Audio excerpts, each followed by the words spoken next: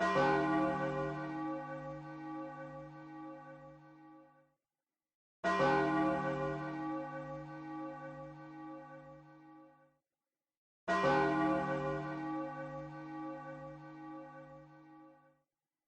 folks, Florentine Saint-Yves here.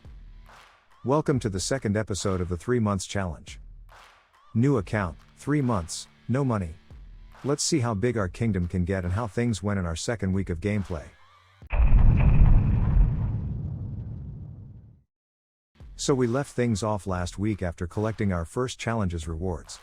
After using them to boost my kingdom power a little bit, as we are now day 8, I went straight to Castle Siege, which is now unlocked. Time to grind 1,000 levels. 2 hours later. All jokes aside, yes, grinding Castle Siege is tedious, but it rewards you with so many gems and castle points that I would do it all day if I had to. Let's stop a little bit here and discuss how you should spend your points. First of all, getting a good ranking will grant at least 1,500 points a day, so we're working with around 10,000 points a week, probably a bit more. I usually only buy one thing on the daily tab, which is the 50 gems option for 150 points. Doing this on all 7 days will cost 1,050 points a week. I also buy the 500 gems pack for 1,000 points on the weekly limit tab, so if you add that to the daily gem pack, we will have around 8,000 points left to spend every week. This is enough to grab 2 hero tokens a week, as long as you save some points from when you were grinding levels. Now we don't have access to the full store yet, so I will focus on those grails for now, which is fine for the Percival strategy. Later on, Brunhilde tokens will be my priority. Note that if you're far into the game, lazurets are not too expensive and that is a reasonable option I'm using myself on my main account. Other than that, everything seems overpriced, except maybe stamina drafts. This can come useful when Wave of Love event or Raise Maiden XP challenges are active. Back to our game progression. Rewards from challenges were spent and allowed me to get to Kingdom level 9, unlocking Sir Bevois, but more importantly granting me 3 more grails on the Kingdom Progression Benefit tab. I then had to spend 2,500 Castle Siege points to get my 20th grail, allowing this.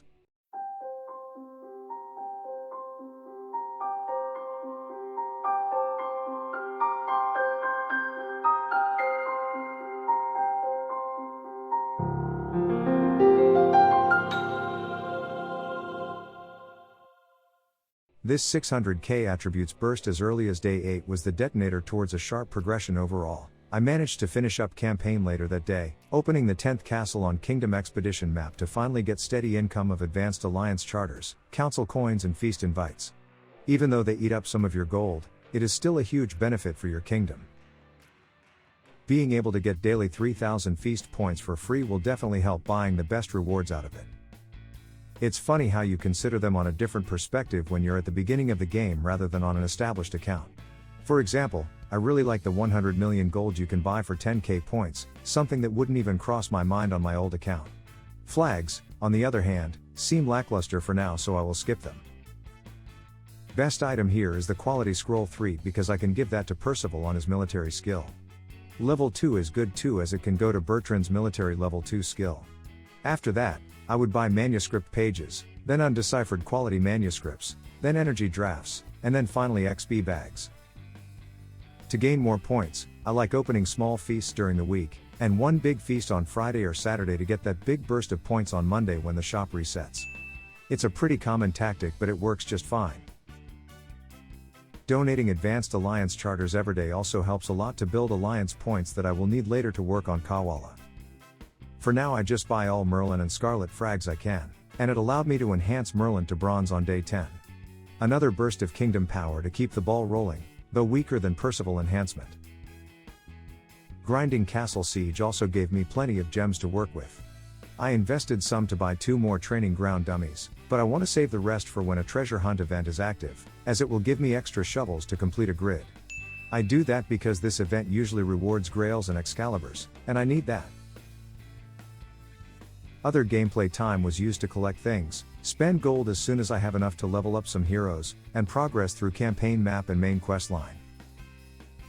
On Garden Stroll, limited time quests gave me 15 free steps, and I invested a bit more to reach 30 steps and buy the 30 days castle skin to boost up my training grounds a little bit. I also spent some time on the Mosaic mini-game. As a free-to-play player you want to squeeze every reward you can get for free, and these mini-games are good for that.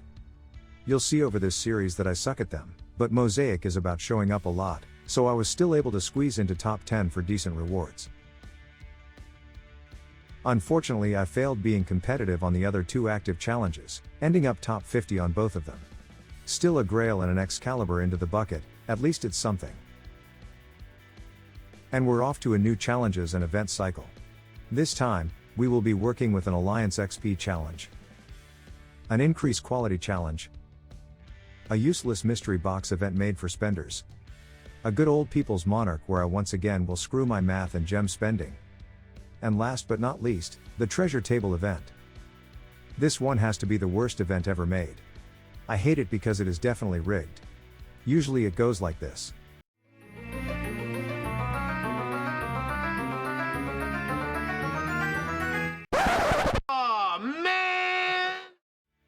Needless to say, I did not spend a gem on this event. Instead, I followed the same line as before, with leveling heroes and progressing through main quest. Leveling heroes started to cost a significant amount of gold, so I had to push through campaign, spending every soldier I had as soon as possible, to earn gold on every completed mission. As a result, bosses started to become pretty strong, even for my Percival. I was using 2 expedition charters per fight, so I ran out of that pretty quickly. To compensate, I decided to use 20 gems to double rewards of the Search for Magic Potion 2 mission, granting me 2 charters every time it was up. This is definitely better than buying them at the shop for 100 gems, so keep it in mind. Breezing through campaign and main quest grants a lot of Kingdom XP. On day 12, I managed to level it up to 10, unlocking Good Sir James and 4 more Grails from the Kingdom Benefit tab. This was the main goal when starting, and it was easily accomplished. However, I don't think that leveling up to 13 within the 18 days I have left will be possible, sadly. No chance I can get a Brunhilde token this way, so maybe there is another route to Brunhilde? What if it was?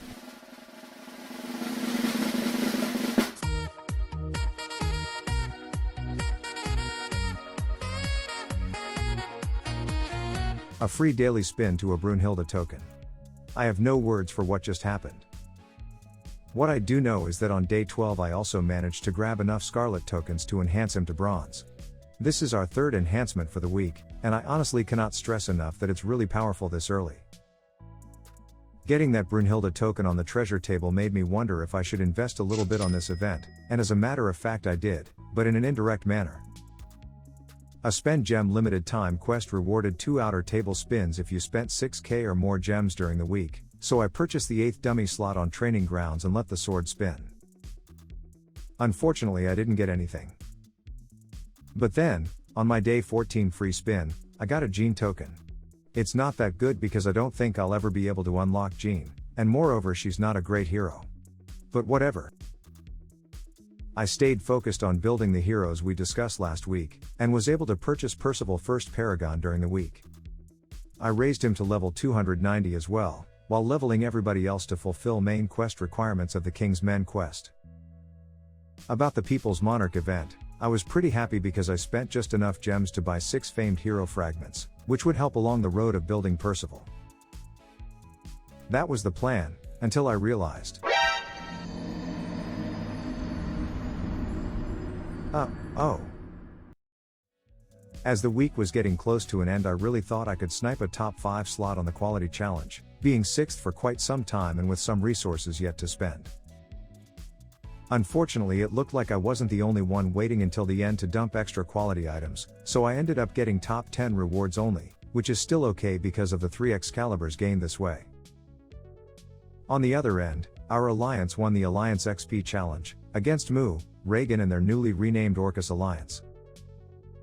Arian was able to grab the title, and all members got the Lord title for a month. On top of that, this will give me 4 more Grails to work with on next week. All in all this was a pretty good week too.